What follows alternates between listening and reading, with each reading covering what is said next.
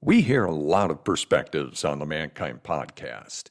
Inclusion of a guest is not an endorsement of their views, and the opinions expressed here do not always represent the mission or values of the Mankind Project USA.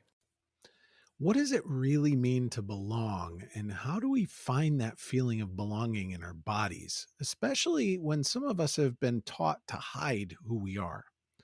This week, I sit down with Timothy Bish and Eric Bomyea. They're the co-founders of The Circle, Queer Men's Embodiment podcast.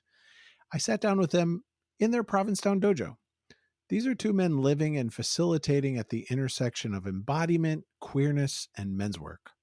Together, we talk about what it means to show up in your fullness, to feel seen and held by other men, and to dismantle the masks we wear, especially in spaces where fitting in can feel like survival.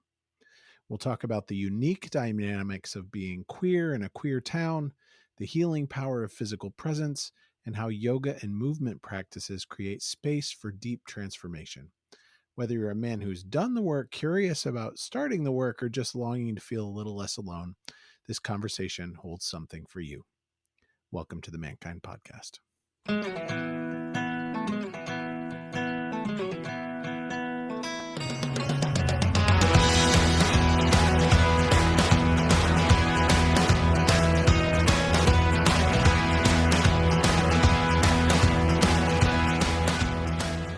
Hey, everybody, it's Boysen. Welcome back to the Mankind Podcast, the podcast where we're setting out to prove week on week that there is indeed more than one way to be a man. And I think we're doing an incredible job of it. Today, I get the pleasure of hanging out with a couple of guys in the podcast who are also podcasters. So I'm with Eric Bomyea and Tim Bish. Hey, guys, say hello. Hello. Hello, everyone. And we have sound, and it's beautiful. It's awesome. So I'm going to tell you a little bit about these guys. This is new intros for me. These are men that I have just met, and everybody in the men's workspace eventually somehow ends up in the circle, which you're going to get that. Timothy Bish is a men's embodiment coach and a facilitator with a deep background in yoga and acupuncture. He's the co-founder of The Circle, the Queer Men's Embodiment podcast, and is passionate about bringing the power of men's work to the queer community. Based in Provincetown, Massachusetts, out on the Cape, Tim leads the Men's Embodiment Circle, teaches yoga, coaches one-on-one, and runs Helltown Fitness, all with the aim of helping people be their healthiest, live their truth, and find their joy. Tim is on my right and sitting to the left in the room. Eric Bomyea is an embodiment facilitator and co-founder of The Circle, the other co-founder of The Circle, the Queer Men's Embodiment podcast. Longtime creative director turned space holder, Eric brings fresh perspective, deep listening, and a grounded curiosity to the world of men's work. Based in Provincetown, he leads weekly embodiment and sharing circles, teaches yoga and meditation, and brings his own journey of queerness, sobriety, and personal growth into every conversation. And I'm going to start with the obvious question, which is, what's the theme for the Men's Embodiment Circle this afternoon that's happening right after this recording? So this week we were looking at fitting in. And one of the reasons we're doing that is because this week in Provincetown is a big holiday week, and there can feel like a lot of pressure. And so we wanted to discuss what it feels like to fit in, when we have to fit in. Are we able to choose to not fit in and just be authentic and try to belong? And that was our exploration. It's going to be our exploration tonight. I think that that's probably perfect. So let's talk about that from the micro to the macro. We're talking about queerness and men's work on the podcast today. So from the kind of outside perspective of cultural messages that queer men get about fitting in and not fitting in, how did you guys end up discovering men's work with this perspective, this embodied queer perspective? So I'll go first. I discovered men's work early in pandemic because I was looking for a coaching program, and I realized, oh, I've had this very, like, I've had a fear or a mistrust of straight men. And there was a men's exclusive, like a men's work coaching program. I decided to dive all in on that program. And from there, I have since met so many men that have introduced me to so many other men, as you already mentioned, like, this person knows this person and this person. And so went from the coaching program into wanting it to be a major thrust of my life. Thank you. Tim, how did you get in, Eric? So I stumbled upon it. It was one day in early October of 2023. I was hitting a wall with my sobriety, and I was going through all the tools at my disposal. It was 8 a.m. in the morning. I had a day full of meetings ahead of me, and the vodka bottle was just knocking on the door, and nothing would chase it away. And I sat there all day long trying to focus, trying to get my work done. And I was just in a really dark place. And I remember that Tim was leading an embodiment circle, and that was on Tuesday nights. And this just so happened to be a Tuesday. And I had zero clue what it was about. I knew that there might be some meditation, and I knew that meditation had served me in the past. And I said, well, what do I have to lose? And I entered into that space with an open mind and almost out of a moment of desperation too, being like, I don't know what this is going to do, but like, it's better than going to the bar at this point. And so I just tried, and I had a really profound experience, and I felt like I belonged in a town where there are so often times that I've felt that I've needed to put on a different mask. I've had to chameleon. I've had to change myself in order to fit in to the mold of what a gay man or a queer man is supposed to look like, act like, or do in this town. I felt so alive and welcome to just be me for the first time in a long time. And I've been doing the work ever since. Thank you. We could probably circle back around to sobriety and 12-step work. I have found over the last 20 years that so many guys who get involved in the work, that's part of the path, right? Is sobriety work, is that kind of healing work. And then men's work ends up being another way of processing 12-step, processing 4th step, 5th step, 12th step kind of work, right? Totally. Doing that kind of stuff. So I kind of get from Eric a little bit of the, like, what was the that blew your mind getting into it? Tim, how about you? What were some of the things you got into this coaching practice? What were some of the things that was like, holy shit, where has this been in my whole life? I mean, I started meeting men that I could relax with, that I could trust, there's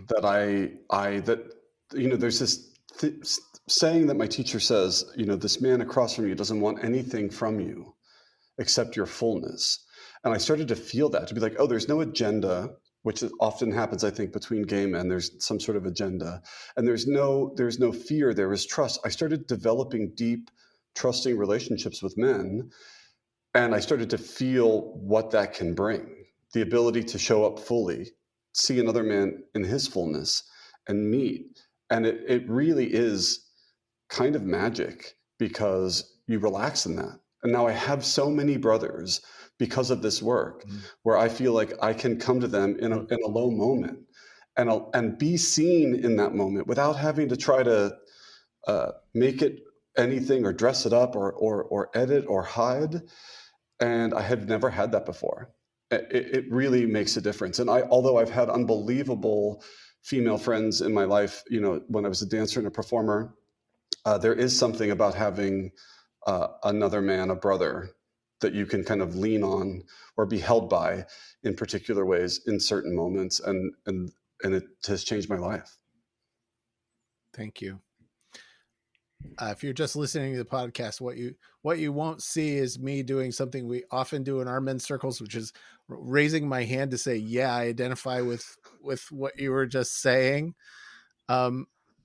I think let's do a compare and contrast kind of thing, because there's nothing about what you just said, either of you, that I haven't experienced in some way as a hetero guy out there in the world in men's work, right? It's like, oh shit, I learned that I was wearing a mask and masking around, and how do I take off the mask? I learned that the guy sitting across from me doesn't want anything from me except my fullness. So I think it's easy to, if you're listening to this podcast, it's like, oh yeah, me too. Oh yeah, me too. Oh yeah, me too. What are some things that you think might be outside of Provincetown? Because yes, you live in a unique culture. You live in a microculture, probably unlike any other microculture in the world, right? I would agree. Like, Yeah. I don't think there is anything like this queer little town anywhere in the world, anywhere on this planet, maybe in the solar system. It is very special. It is very special. Are there any kind of things that you would say, here's maybe a distinction that even if we can't paint with a broad brush, here are some distinctions around doing men's work in a queer space that we think are powerful or different? So when I started doing men's work, I started to listen to a lot of stories and share, and I feel like there are some really foundational questions that men ask themselves or are asked by the world around them. And there's no research to back this, but so far, in my observation, straight men will often be asked or ask themselves, am I man enough? Am I the right kind of man? And I believe that queer men have that question too. But I think that the distinction that I've noticed is that sometimes with queer men, the question is also, are you a man? And wrestling with, like, not am I man enough or am I the right kind, but based on who my observer is, do you even recognize me as such? And so then I've heard those stories, and they're just a little bit different, which is why I think a queer men's space is important, because if you haven't had that question, it is just a slightly different process through, like, understanding it, wrapping your head around it, working with it. Thank you. Eric, anything tag on to that? And is there a difference in the kind of masking that hetero men do and that gay men do? So I think when we think about our space here in the circle that Tim's about to facilitate right after this conversation, it isn't a queer space. It is a men's space in a queer town. Nice. And so with that, many of the men that do come through here identify somewhere in the LGBTQIA plus spectrum. I actually like to think of the word queer as a pretty broad term, and like, I've gotten some pushback on this, but in my opinion, queerness is otherness. Anyone that has experienced this life being othered for who they are, who they love, or how they act in the world, I think can relate and be included under the queer umbrella. We've had conversations with men who identify as hetero, who grew up being bullied, being othered, for being an immigrant, for having speech impediments, for being whatever it might be that has put them outside of the norm. And I think in a way that does identify somebody as a queer man, somebody that is other, somebody that is being questioned of, are you man enough? Are you on the outskirts? And I think that does bring a lot of relation that we can have with each other, and a lot of empathy that we can build around it, is that there isn't a comparison here of, oh, you had it harder than me. It's, oh, you can also share this experience of, at some point in your life, you have felt othered. And I think that helps us to open up with empathy when maybe somebody doesn't understand the gay experience or of growing up in that certain way but we can relate on the fact of, like, hey, have you ever felt isolated and ostracized in some way? Then we can have that shared experience. Thank you. Wow, that's really cool. And yeah, I want to own something in the spaces, which is, I use the word queer in the political liberatory sense of the word. And I also am aware that I use it with a sort of sense of entitlement because of the amount of time that I've spent adjacent and connected to LGBTQIA community. So if you're out there listening, you're like, what the hell's that dude using that word for? Yeah. So I recognize that there's some sense of entitlement there that could be taken out of context. Thank you for that. You know, the word queer, I like to use it now because I want every letter in the LGBTQIA2S+ phrase to know that they are safe with me. And so that's why now I identify in the podcast, it's like, so that it doesn't matter. And then with regards to men's work, when I first got into men's work, I was told the only requirement to be in a men's group is to be a man. And now I sort of amended that to say the only requirement to be in a men's group is to identify in whole or in part as a man and want to work on that aspect of yourself. And this means that non-binary men, trans men, pan men, and then we could go on and on. So I'm not leaving anyone out, but any kind of man that wants to work on that aspect of themselves, they are welcome with us. And we'll do our best to meet them in whatever way we can. And what kind of liberation does that create in the space? I think it gives permission for people who might otherwise feel like they can't speak their full truth and they can't be messy. I mean, you and I both know, well, we all know that part of the magic of men's spaces is that we get to go there and maybe be a little messy in the figuring out of our experience, right? And like the idea that I don't have to be perfect or have the solutions right now, I'm working towards that through this experience and through brotherhood. I think if you feel like you're going to go to a space where you are still inherently misunderstood, or like that no one is going to relate or understand what you're saying, you may not have that permission. So I think the liberation comes from, well, now you have permission, because even if I don't understand, I have enough experience to say, I can look deeper and I'm coming at it with no judgment because we are a part of the same thing. I'm going to make an assumption and ask for some reflections on my assumption. I believe that you guys have probably had an impact on Provincetown through your work. I would agree with that statement. Yeah. How's that show up? What kind of impact have you had on the community? I mean, I started showing up to the circle a little over a year after you had started it. Today will be circle number 155. 155. 155 circles that Tim has led most of, initiated, and I've facilitated now a handful. And I think the impact is being seen in the reoccurrence of how many men come back over and over and over again, and how people are able to bring the work that they do here in our dojo here, they are able to then bring that out into their world. And so we have men that come back to us over and over and over again that say, the tools that I've learned in the embodiment circle or in the sharing circle, I've been able to bring that into my life. I've actually been able to notice a reaction about to happen, and I was able to find a pause and then figure out how I wanted to respond. And I think that's the impact. And we see that and we get feedback on that week after week after week. Yes. And Provincetown is a tiny, huge little town. Mm-hmm. So I imagine that out on the street has probably changed because you guys are.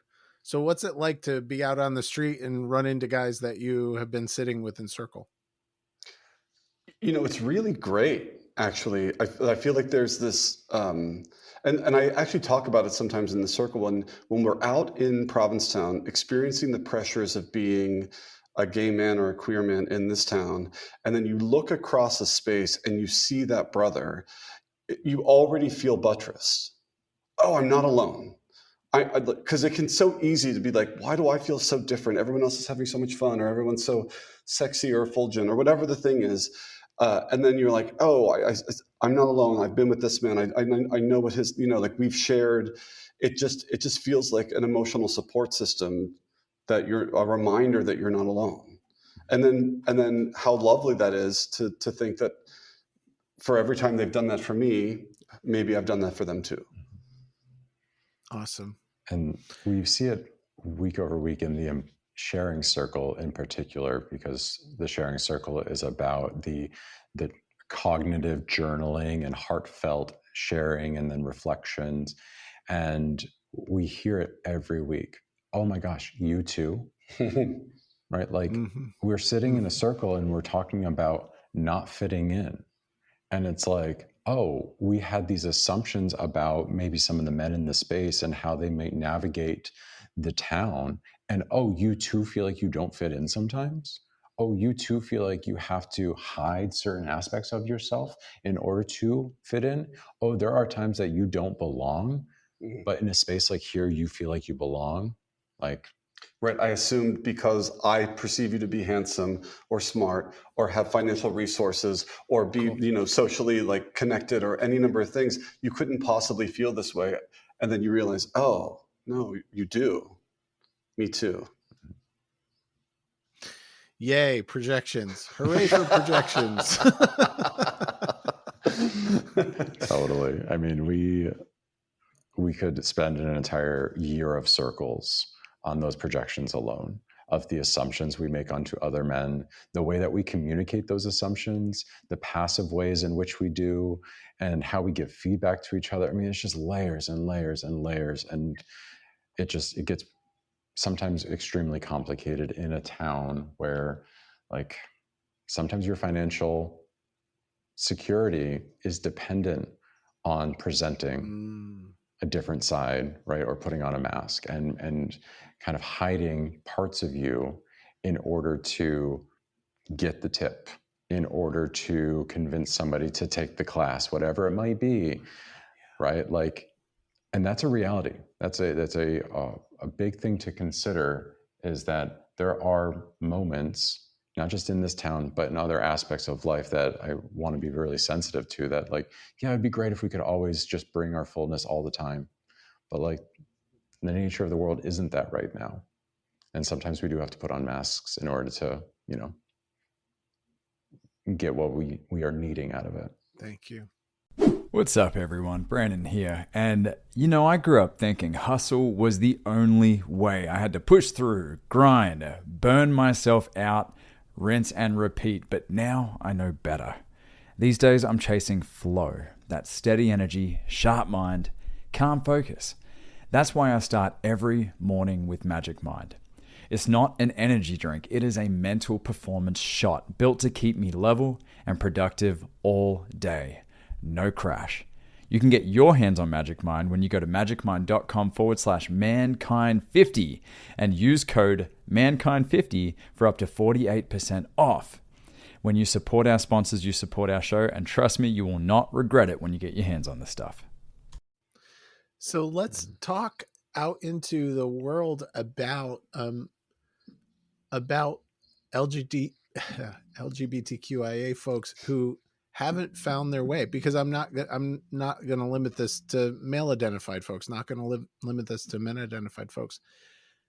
Let's talk about being in the closet and finding the space to do this kind of work. So what do you think is available to somebody who is curious and effing terrified out of their mind to actually live into this? That's the reason we started the podcast. We wanted to create a resource that was easily accessible for all queer people. And the image that we had, especially the timing of when we started the podcast and released it, and now our political moment that we're living in, I keep thinking about that queer person who feels super isolated in their small town somewhere, and they want to hear a message from the community about health and wellness and personal growth and possibility and all of those things, and it's not available. And so the podcast, if they can find it, you can put your headphones on and no one has to know, right? You can hear queer people talking about queer health and health and wellness and growth and all that. So that's one of the things. I mean, I do think that the whole world would be served with more men's work. And I think that just in general, inviting people into it. A lot of people, every time they say, oh, I do men's work, they're like, well, what's that? So part of the work is like, oh, there's this thing that exists that can be really serving and can be nourishing. It can be fun and exciting. It can be lots of stuff. And people just need to know about it. We did an interview recently on the local radio station with Dr. Paula, and she's a lesbian here in town, chiropractic, and runs a podcast about different modalities of healing work. And she was one of our biggest champions and supporters of this work. As soon as we said men's work, she goes, yes, absolutely. She's like men need space in order to do this work. And there was a fear at one point of like, oh my gosh, like if I identify as a men's work facilitator, am I going to alienate my girlfriends? Am I going to alienate the women in my life? And what I found is that they are celebrating me. They are celebrating me for doing this work and putting this work out into the world. Like some of the listeners of the podcast, I think of like my good girlfriend, Cricket. Hi, Cricket, if you're listening. She listens every week, and she texts me her recap every week. And she's like, oh my God, I need my husband to like listen to this and do this work with you guys. It's so sweet. That's really beautiful. Thank you for that. Thank you for providing that space. Thank you for making that. When you talked about, you can have the earphones on and you can be listening to this and you can be taking, you can actually start. We've gotten comment. Yeah. We've gotten comments from all over the world. We've had people in Europe, in middle of nowhere America, like send us comments about how just hearing our stories has helped them feel less alone. People that are either still in the closet, just coming out, identifying. Many men have reached out who are later in life coming to terms with their identity and have thanked us for helping them to feel less alone and feel seen and valued. And I would say too, there are several men that come to our space that have similar experiences, a later in life coming out. And, that's something that they get to bond over and again, feel less alone and feel seen and supported in. Beautiful. Let's transition a little bit into talking about embodiment, because here we are. I'm sitting with you in your yoga studio, in the dojo, as you said, and there's Ganesh hanging out, guarding the threshold behind you. And so let's talk about embodiment and yoga and movement and how that has become an integral part of the men's work that you're doing. Eric looks to From the Tim. moment because embodiment has been a huge part of my life. I was an athlete as a young boy, and then started pursuing a career in dance and theater, but primarily dance, which obviously is a lot about my body and moving my body, but then a lot about other people's bodies, especially, partner dancing and things like that. And it was always a part of the men's work that I was doing. And one of the elevator pitches, the 30-second elevator thing about men's work is to help men get out of their head and into their body, because we live in a culture where it's very head-centric, and we kind of shut off connection to our heart, to our gut, to our primal, however you want to call it. And I keep telling men, I'm like, it isn't that we don't want to use our head. It's that we want to bring everything else online so that they're all working together. And I actually flashed to that 80s or early 90s sitcom Herman's Head, where they had all the different personalities inside one head, which I think was like the basis then for that Emotions movie. What's the one? Inside Out. Inside Out, yeah. Anyway, all these different aspects of a person. But it's like, oh, right. I want to be able to bring on all of the wisdom centers I can if I want to, and so embodiment is that, right? It's an opportunity to have an experience that you can feel and then practice feeling it. So I'll tell you, because of my extensive work with my own body and other bodies, it's pretty natural to me. And there were moments when I would ask men, well, what does that feel like? What are you feeling? And the answer would either be like, I don't know, or sometimes like, fine. Like, I don't know what to say. So I feel fine. And, they couldn't even find words for like warm, cold, heavy, light. And then that's not a judgment, but it's like, oh, well, we need to create experiences into which you can feel these things so that you can start to tap into the wisdom that speaks a different language. I'm getting excited. Like our bodies speak the language of sensation. right? And so to do like, how do I understand what's happening? Well, I have to learn how to feel it. I have to learn how to experience it and start to maybe try to put some sort of word or concept to it. Mm-hmm. So to me, that's what embodiment is. So whether it is a deeply meditative practice or a really intense physical practice, it's like create an experience and then practice feeling it.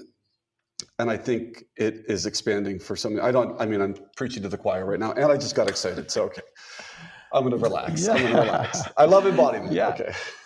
I mean, I'll share about the profound impact that Yeah. embodiment has had, because I was one of those men that was celebrated for my brain.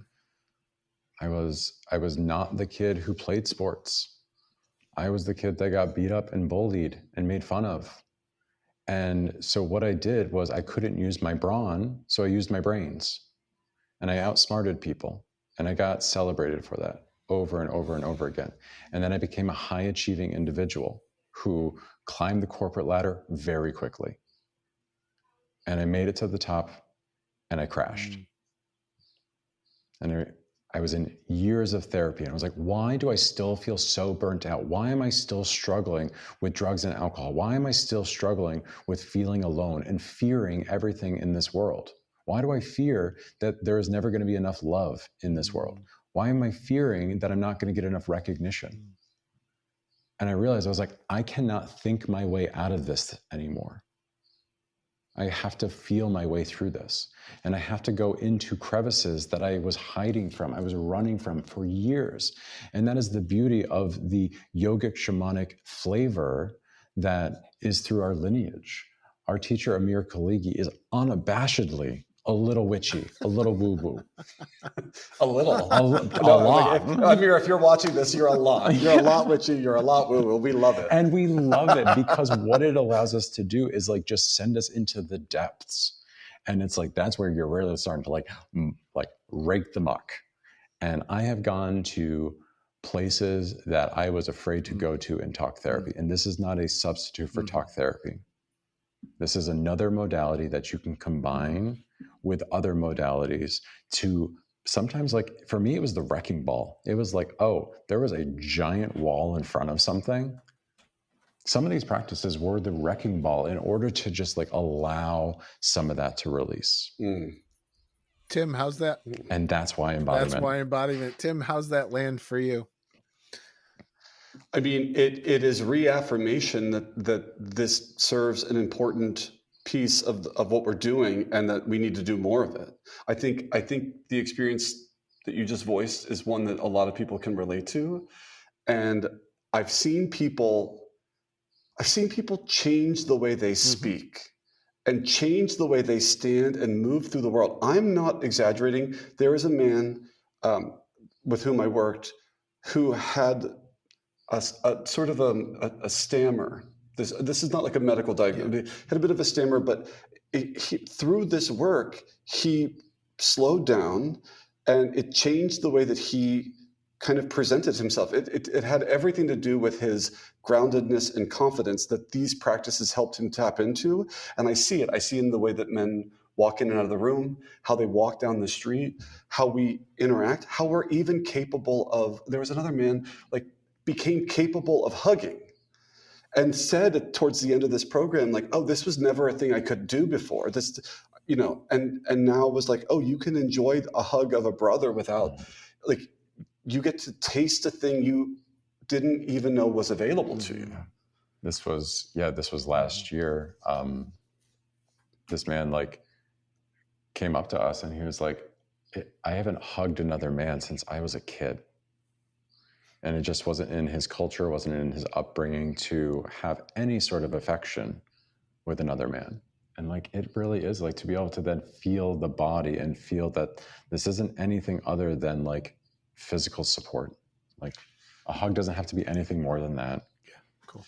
But if you don't mind me sharing a story really quickly, I was in a men's workspace. I was actually in the second embodied masculine retreat I had ever attended, surrounded by brothers, but still pretty new to the work and learning it. And this brother came up and he put his arm around me.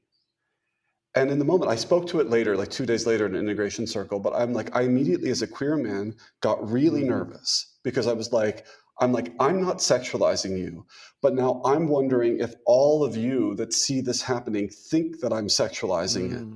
And I noticed, I was like, I can't enjoy this man's arm around me. And this man was a trusted man. So I'm like, he's straight, he wasn't flirting with me, but I was super uncomfortable.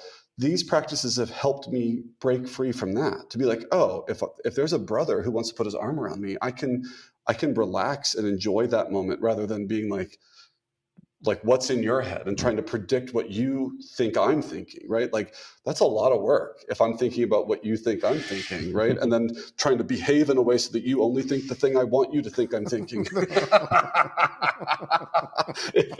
if that makes any sense. But so it has freed me from that because I think, queer, I'll speak for myself as a gay man. It isn't just about being mindful of how I feel like I'm presenting. When I was young and felt unsafe, it was like, I have to now worry about what I think you think I'm presenting, and then make sure that whatever I'm doing is palatable enough to you that I'm not going to be a target. And that's a lot of mental, emotional energy that I think a lot of queer people can relate to. So this work and embodiment work can help us to start to release that. Because otherwise we're walking around, it's that scene from Pretty Woman. I'm walking around covered in shopping bags. And it gets heavy. It's heavy, and you're like, you want to put it down. You want to start putting some of those bags down. I made a Pretty Woman reference. I don't know. I'm aging myself, and I'm gay. I mean, what are we really doing here if there's not a Pretty Woman reference? Right. What are we really doing here? That's beautiful. And let's double down on that to say, what is it like to actually be able to fully be embraced by another dude? Like, and I'll, as a hetero guy, right? It's like, same thing. Masculinity in general is about enforcement, right? It's about enforcing on each other and enforcing on ourselves. Make sure I cut away everything that could be associated with being feminine, quotes, with being a woman, quotes, with, any of that stuff, right? And it's revolutionary to be able to actually feel safe enough and trust enough to be held by a man. And it's remarkable. It's a remarkable shift. Yeah. Well, it's wild that we find it so challenging sometimes, considering like if we were fortunate enough to have that relationship with our father, but even if you didn't, if you had it with a coach, or if you had it with in the sports team, or I had it sometimes with a few dance teachers, but any sort of like mentor moment where I'm like, even when you're being intense with me, I know you are looking after my best interest and that I'm safe with you. There is a relaxation. And you think, well, culturally, what if we could do that for each other? What if, like, my friend, the two of us could meet each other, and sometimes I hold you and sometimes you hold me in that way because we feel so safe. It feels like a golden nugget that we all desperately need. And if we don't give it to each other, it's only because I don't want you to think I need it, because that would be weak or feminine. You're like, no, this is a human experience. This is not a feminine experience or a gay experience. It is a human experience. We are meant to connect with each other. And so to answer your question, like, to be embraced by a man, especially like some of the men in the spaces in which I work, it is that moment of, okay, I can put it down for a minute and let myself be held, and then really get that recuperative rest, even if it's 20 seconds. And then when I walk away from that moment, I feel like I just filled my tank, and I know there's someone who's got my back, even if I'm walking to go do that thing over there. It lingers. It stays with you. It's so powerful. I'm getting excited again. I love it. Eric, anything on that one? Yeah, I think that's at the root of this work, is coming into a space where we can kind of like build up the ladder of intimacy. We develop Nice. safety first in order then to trust, and then in order to expose ourselves and be vulnerable, to then be able to be intimate with somebody. And intimacy does not equal sex. Intimacy is into me, you see. All the walls are down. You can see into my soul. I am allowing you to see into my soul. And I think that's at the root of these spaces. We create safe containers. We have trusted facilitators so that people can begin to take off the armor. Yeah. So that they can be vulnerable, and then they can be held. Whether that is physically, emotionally, spiritually, whatever it might be, they can actually be held in that moment. And I think some of the most impactful moments for me have been in those moments of like, I have often not felt safe in many queer spaces because I have felt hunted.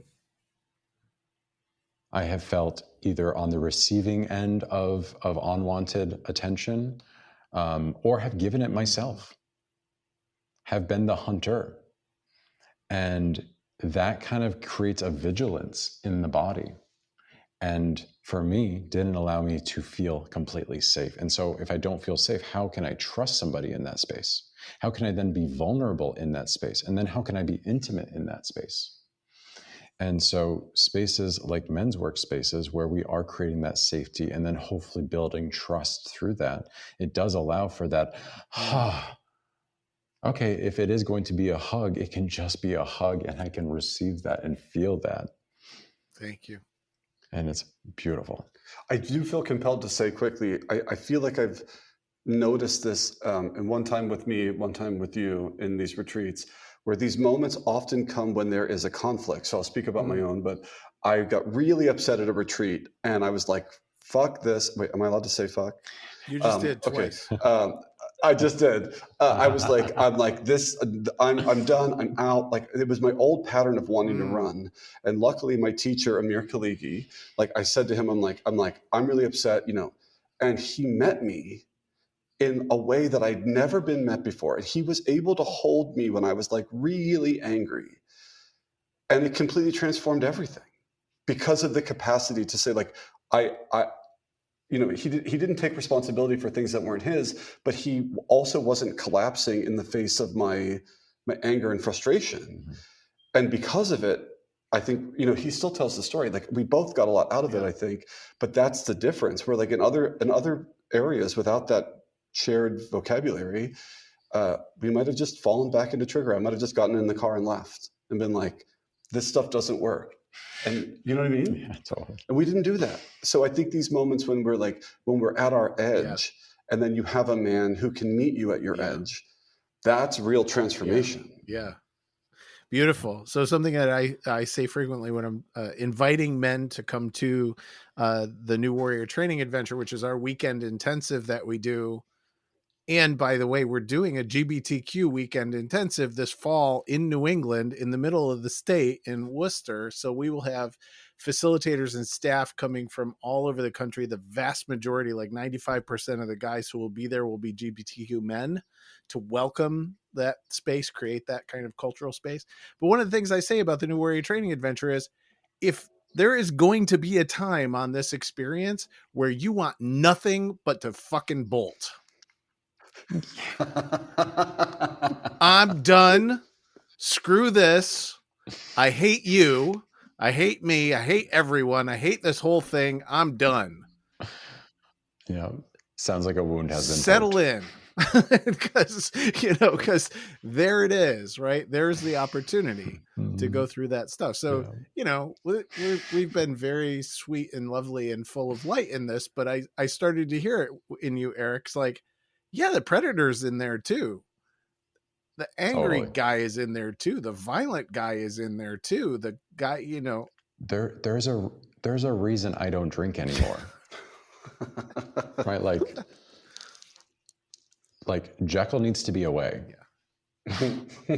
And right here. He can come Jekyll out when needs it's to be away and right here, right? It's like, out in front. I see you. That I've got it. So let's take just a couple of minutes because I want to hear about yoga and asana as part of men's work, because that's not something that I've done a whole lot. So talk about the philosophy of yoga. I mean, yoga is, first of all, it is a deep love of mine and my primary spiritual practice. Yoga is so much more than just postures. So in Patanjali's Yoga Sutras, for anyone listening, the definition of yoga, according to Master Patanjali, is yogash-chitta vritti nirodha. Yoga is the cessation of the whirlings of the mind stuff. It is the ability to stop this, what they refer to as like the monkey mind, the mind that jumps around, blah, blah, blah, thoughts and projections and, all of that. And to stop those whirlings and come into this oneness. And so, in the lineage in which I'm trained, there are these 8 limbs, all of these practices intended to help us to get closer and closer to that realization, to start to slow this stuff down. And so my entryway was through physical postures, the practice of asana, which means seat or connection to the earth. You can also practice asana through diet and through gardening and through, environmental activism. There's lots of ways to practice it. But if you go to a class and you hear vrikshasana, tadasana, they all end asana, seat, connection to the earth, right? And it is a practice of connecting ourselves in very conscious ways. And it ends up being this deeply mindful practice, because if what you do is come onto your mat and try to consciously place yourself on purpose like you mean it, in connection with your breath and with intention, it's really hard to be somewhere else.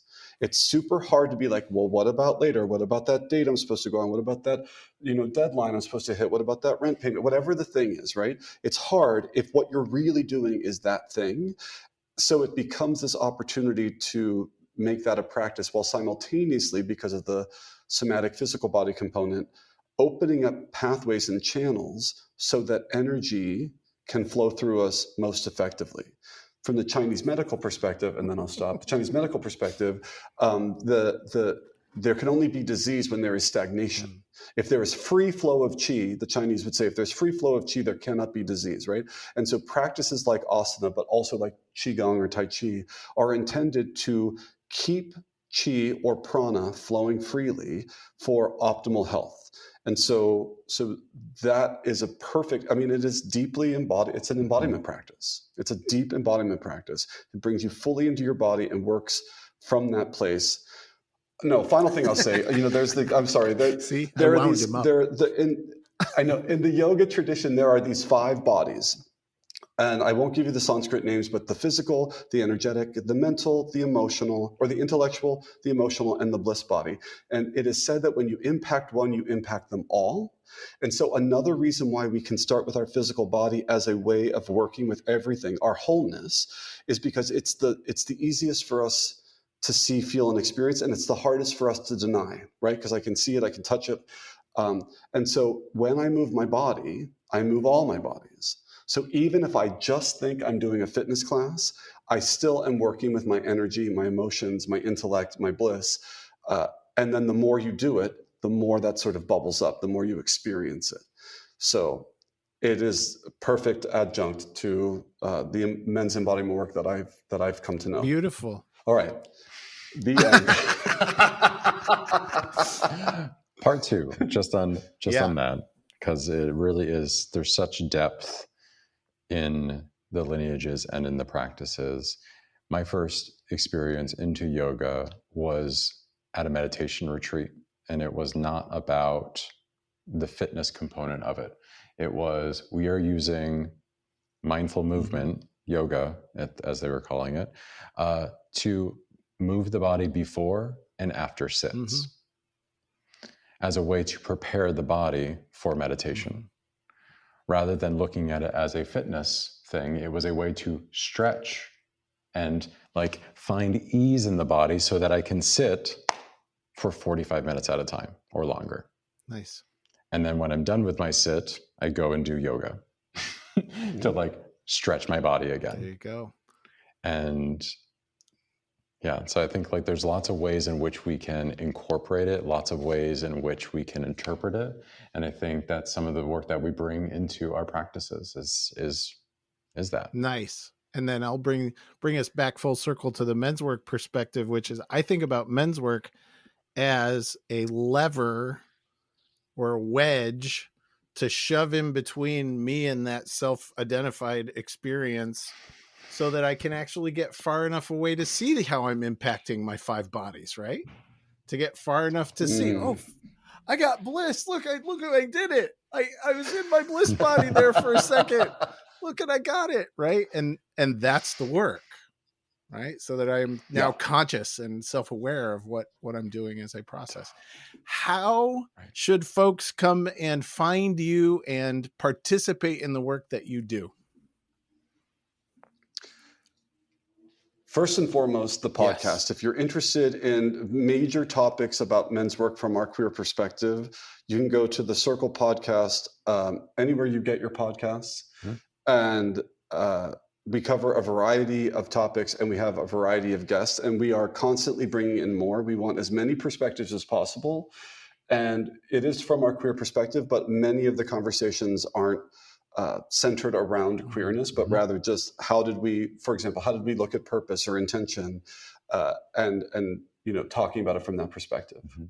And then I would also say and announce here that we are launching a virtual community where we are offering embodiment practices for all. So inviting in as many people as want to into breath, meditation, and movement practices. They're 15-minute snack size practices that you can take anywhere. And we're offering those on demand and live, and that will be the Circle Community Embodiment for All. That will have the link available in our Instagram and elsewhere as well. So keep a lookout. Check the show notes down below on the Mankind podcast for links to the Circle podcast and to the Embodiment for All practices. Eric and Tim, thank you so much for hanging out with me. I know that you guys got to go, and look at that. Time's meaningless. We're in podcast land, but 15 minutes from their embodiment practice, they get to go set up. Thank you, gentlemen, for hanging out with me. Thank you for having us. Thank you so much. Thank you. Deep appreciation. Peace, guys. Bye. This has been the Mankind podcast, produced in association with the Mankind Project USA. And of course, I want to thank you, the listener, because through your attention and your support, you make it a heck of a lot easier for us to let men out there in the world know that they are not alone and that there is more than one way to be a man. And if you've been enjoying the music throughout this episode and all of our episodes, check out Jim, Donovan, and the Sun King Warriors. I have links to them in the show notes. Now, the fee for this episode is simple. If you found gold and insights that you believe could benefit your loved ones and those you care about, be sure to share it with them. And of course, remember that life doesn't happen to us, it happens for us, so long as we rip the pen out of fate's hand and become the author of our own story. So my friend, pick up the pen and we'll see you next week. Lots of love.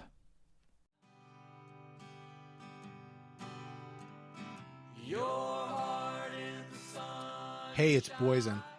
On the Mankind podcast, we've brought some incredible guests on to talk about the importance of doing the work to improve our mental and emotional health. And here's the truth. Multiple times over the last 25 years, I've had the help of one-on-one work with some amazing therapists. For me, for my wife, for both of us as adoptive parents, and for our kids. The Mankind Project and Men's Group, though awesome, are not a substitute for professional mental health support. And so I'm thrilled that the Mankind Podcast now has BetterHelp as a sponsor for the show. BetterHelp works online. It asks you what you're working on and then matches you for live one-on-one sessions with a licensed therapist, someone trained to work with you, listen, and offer helpful insights. I'm using BetterHelp. It's super easy, and I like what I'm getting. If getting one-on-one support in the comfort of your own space feels like a good direction for you, I invite you to check it out. Go to the link in the show notes or betterhelp.com/mankind. And if you sign up, you'll get 10% off your first month of therapy.